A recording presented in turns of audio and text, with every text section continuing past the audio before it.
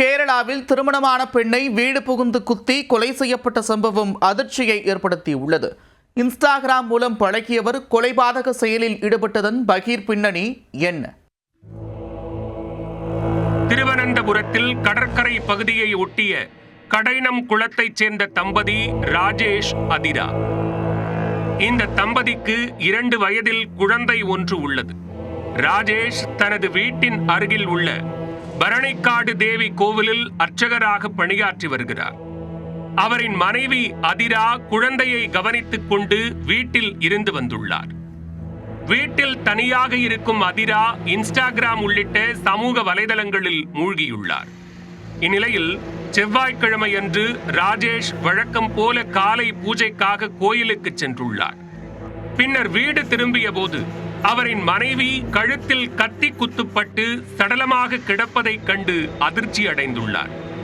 இது தொடர்பான புகாரின் பேரில் போலீசார் அப்பகுதியில் உள்ள சிசிடிவி காட்சிகளை ஆய்வு செய்து விசாரணையை தீவிரப்படுத்தியுள்ளனர். விசாரணையில் கொலை நிகழ்ந்த நேரத்தில் இளைஞர் ஒருவர் ராஜேஷின் வீட்டிற்கு வந்து சென்றது தெரிய வந்தது.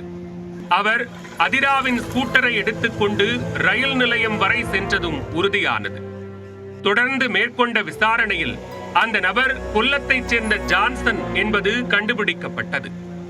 பிசியோதெரபிஸ்டான ஜான்சனுக்கு திருமணமான நிலையில் கடந்த 3 ஆண்டுகளுக்கு முன்பு மனைவியை விவாகரத்து செய்துள்ளார். இதையடுத்து தனிமையில் வசித்து வந்த ஜான்சன் இன்ஸ்டாகிராமில் ஆக்டிவாக இருந்துள்ளார். அவரை இன்ஸ்டாவில் 12,000க்கும் மேற்பட்டோர் ஃபாலோ செய்து வருகின்றனர். அவர்களில் ஒருவராக அதிராவும் இன்ஸ்டா மூலம் பழகி நட்பு வளையத்திற்குள் சென்றுள்ளார்.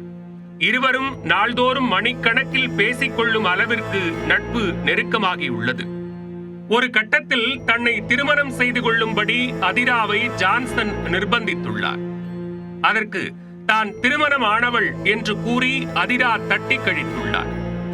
இருந்தபோதும் தொடர்ந்து தொல்லை கொடுத்த ஜான்சன் அந்த பெண்ணிடம் 1 லட்சம் ரூபாய் பணம் கேட்டு மிரட்டியுள்ளார். அவ்வளவு தொகை தன்னிடம் இல்லை என்று அவர் கூறிய போதும் ஆன்லைன் மூலம் 25,000 ரூபாயை பறித்துள்ளார்.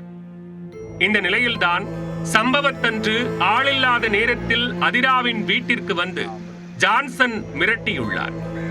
அப்போது தன்னுடன் வருமாறு வற்புறுத்தியதற்கு அதிரா மறுப்பு தெரிவித்துள்ளார்.